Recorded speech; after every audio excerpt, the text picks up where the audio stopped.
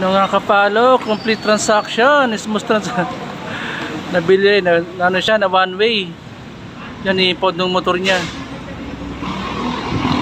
Iusap nung ano, wala siyang lisensya pero nakarehistro naman. Problema, walang lisensya mapakita. Pumasok siya sa one way kaya huliin siya ngayon, you know.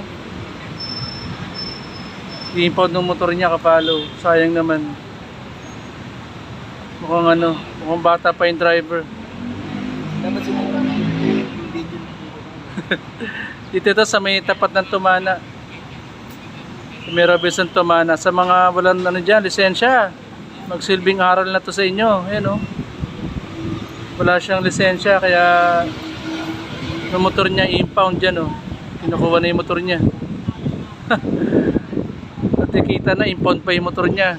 Good luck sa'yo boy. Doon nakabang nung ano, nag-i-impound. Wala, ganyan talaga follow, rules is rules. Kailangan natin sumunod sa traffic ano, policy ng mga traffic. Rules and regulation nila yan, you know. Ipag-usap pa siya. Wala na, nahuna eh, nahuli na ang lahat.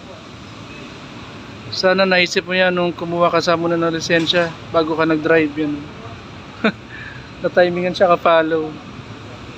Yun lang ka-follow, let's go! Keep safe sa lahat. Lisensya muna bago motor.